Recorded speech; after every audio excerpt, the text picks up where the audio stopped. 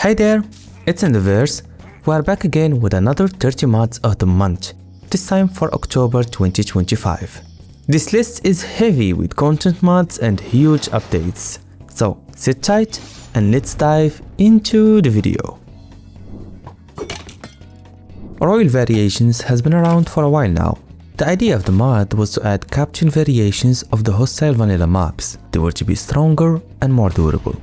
Recently, the mod has been entirely rewritten. Not only were the Royal Variations improved in terms of their models and animations, they'll also have different new attacks and even a new captain, that is the Royal Enderman. The new update also featured new armors, weapons and fun new items to use. This is an update well worth your time, as it is a complete 180 from the original mod. Fingees has been known for his cursed and entertaining Minecraft mods. This is the first time ever where we get to actually use said mods in-game. Fingees Mod will allow you to morph into all of those shapes. However, there is something that I'm sure many of you will disapprove of, which is an in-game currency called fingernails. While you do get a fair bit of those nails at the start, once you exhaust them, it becomes a matter of real-life money. I saw on the mod page that Fingees does give people free models every day, which can compensate for the microtransaction system he has set up, but tell me, what do you think about it? Is it fine to sell things on side of a mod as long as people can get it for free anyways a couple of days or weeks later? DecoNature is a mod all about gardening.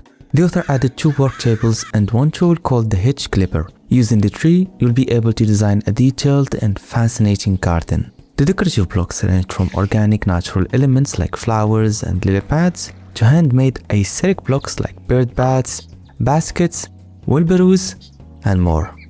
I've played a similar mod called Fey Garden Decorations, but in hindsight that mod wasn't as vanilla friendly as this one. The models of DecoNature look simpler and closer to the vanilla textures, though I'm not putting one mod over the other here. Both are charming in their own way. My suggestion for DecoNature is to make the models of these blocks a little bolder and cubic. The more they relate to the vanilla game, the better. But no rush, the mod is awesome as is, and I especially love the plants here. Next up we have Dodo's mobs. This is a mod that adds a skeleton dinosaur to fight Ender the jungle temple. This behemoth deals massive amounts of damage, and even undergoes a second phase where its attacks intensify and become deadlier. This mod has lots of potential, but I feel that the AI of this mob is a bit brain dead. All of the attacks are near 0% accurate and always miss the player, so I would recommend for the author to work on that. A couple of years now, shaders like Rethinking Voxels, Solas and Shrimple have been developing realistic shadows on the game. These are without a doubt the coolest type of visuals you can have in-game. Vibrancy, on the other hand, is a newly developed mod that does precisely that, but without relying on any shaders. You just load up the mod and the realistic shadows will begin functioning right away.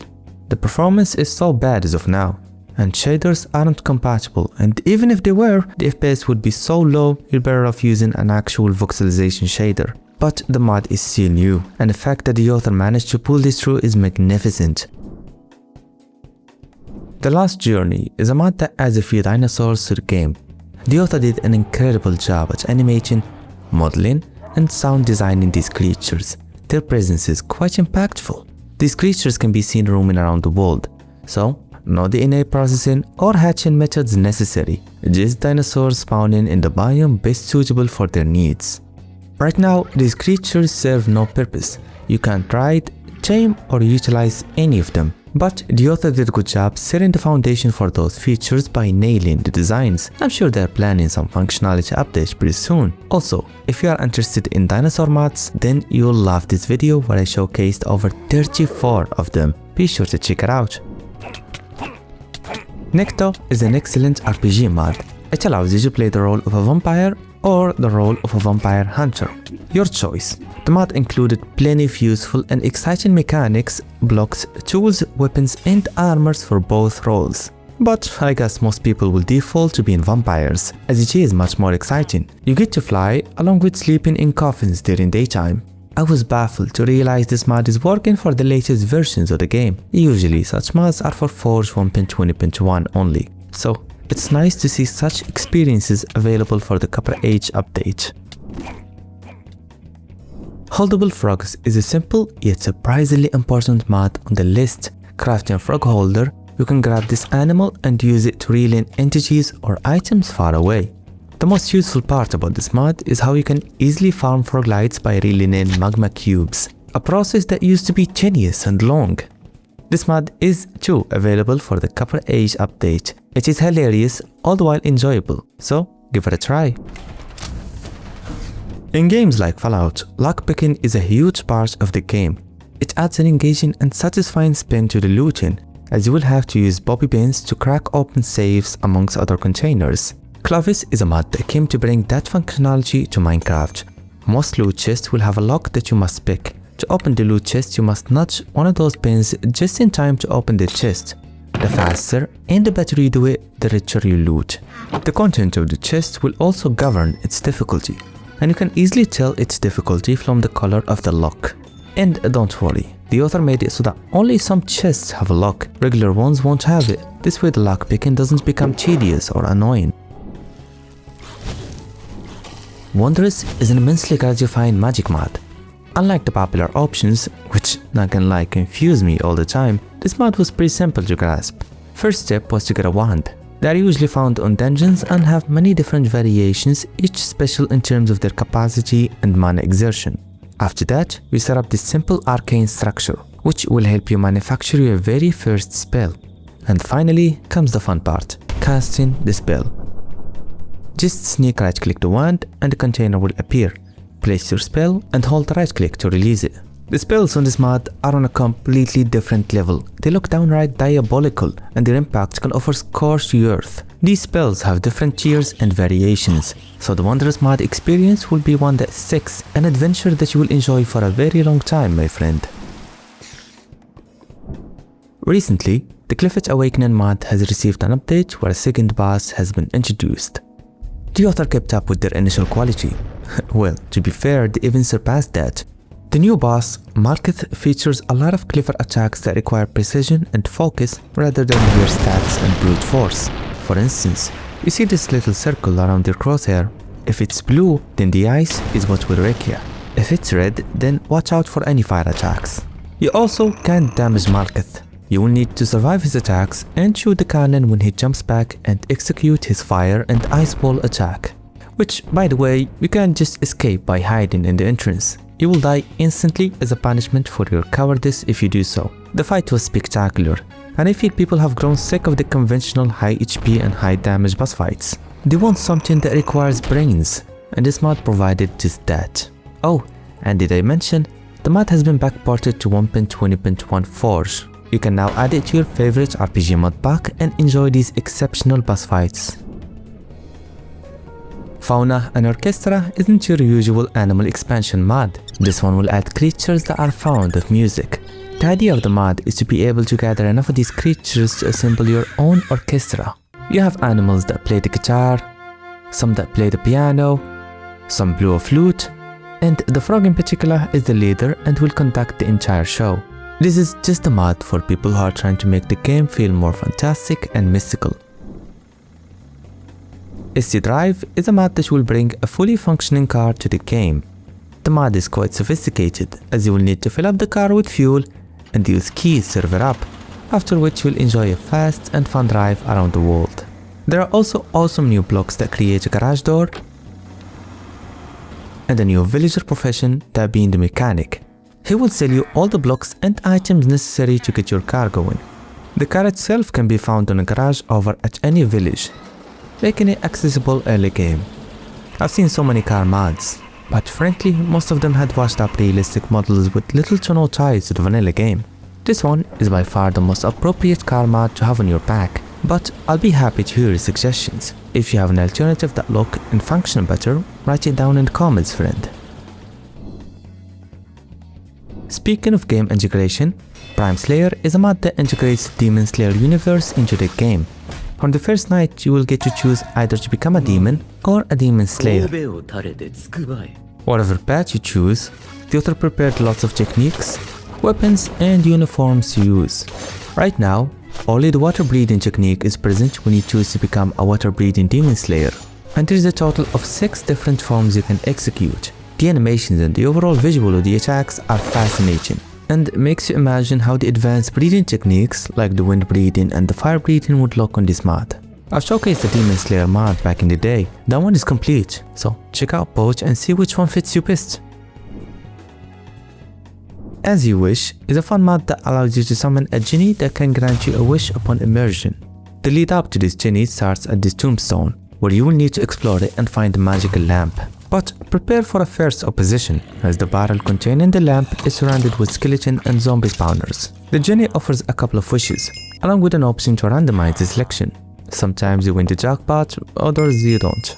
There's also a boss fight on this mod. When you choose the Freedom Wish, the genie transforms into a strong version of itself and begins attacking you ruthlessly.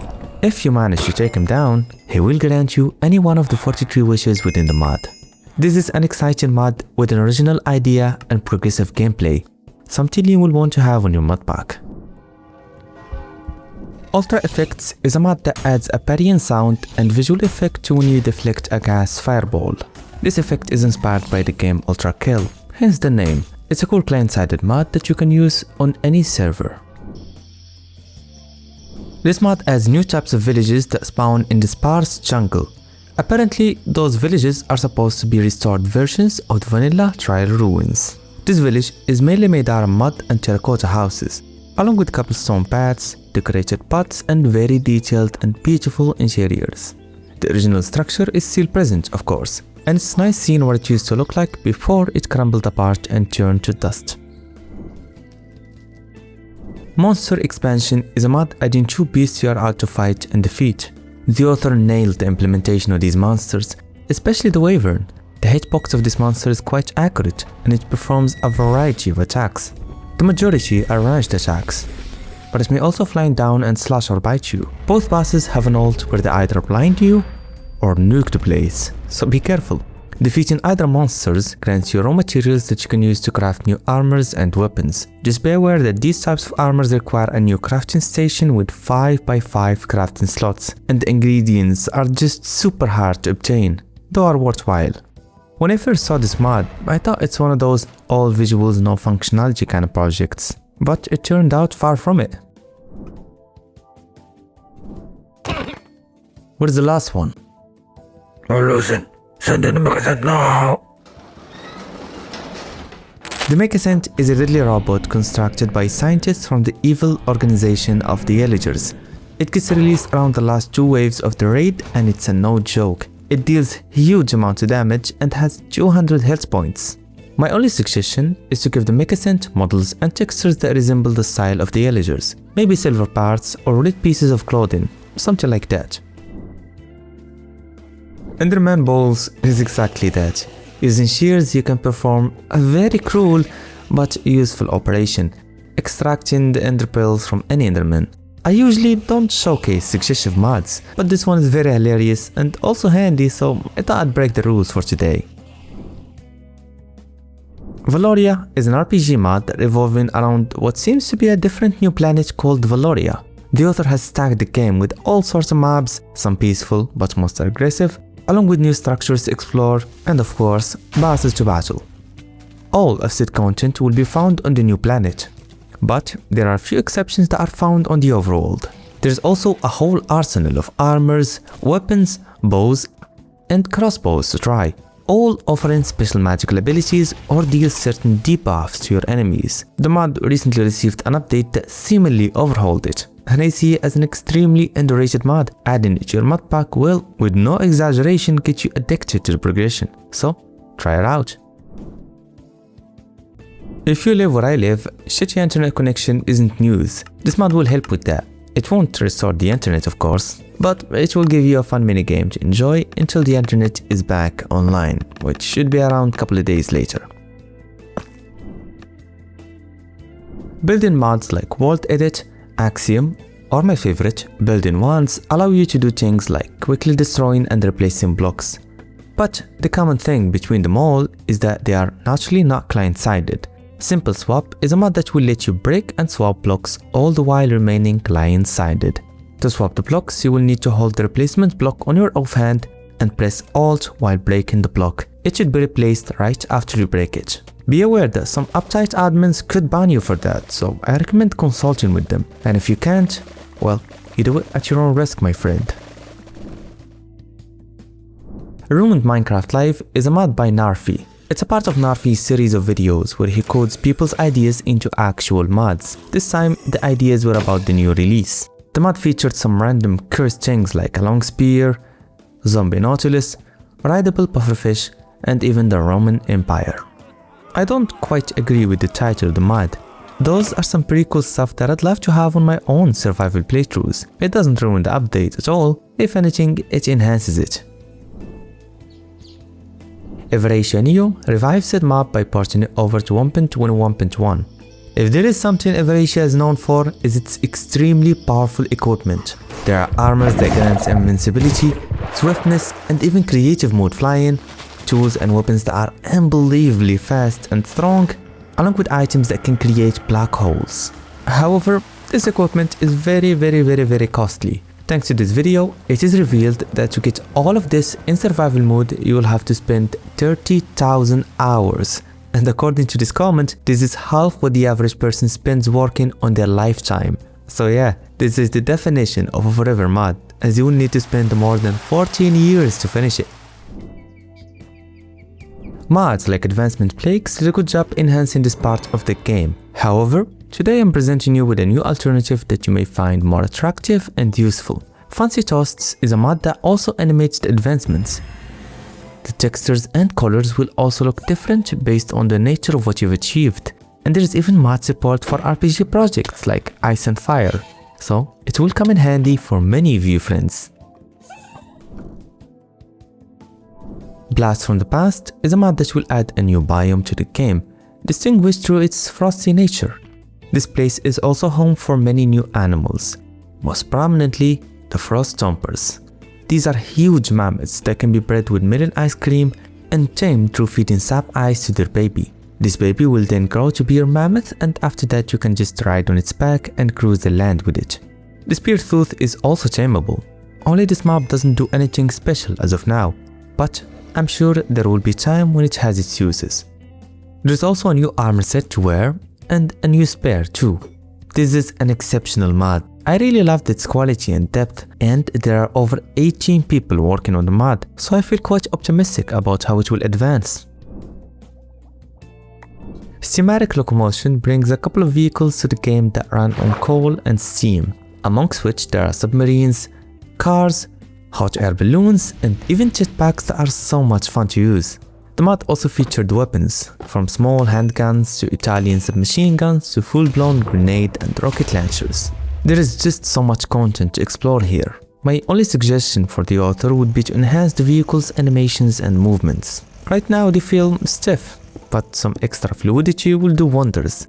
And it's great all around, so I would not let such imperfections stop me from trying this mod anyways. Illager Arena is a huge structure filled with pillagers, vindicators, and evokers. This arena is fabulous. There are just so many details included, and the whole place looks iconic from afar. The loot here is honestly not worth the risk, but I would invade the place just to keep the arena and use it for some events. The issue here is the same with pretty much every new structure mod, that being the floors not matching well with the surroundings. It's not a big deal, but the mod would be perfect without this issue.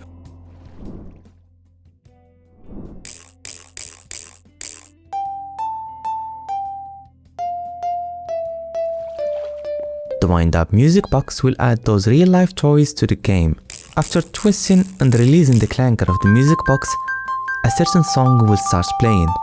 This mod is a lot of fun to try, and I especially love the birthday music box, and I see many ways to use it to surprise a friend or a loved one. Thanks for watching. Last episode featured insane things like black hole guns, underground adventures, tameable creatures, chemistry mods, and more. Subscribe and turn on the bell if you are interested in these kind of videos. Now see ya in the next one, my friend.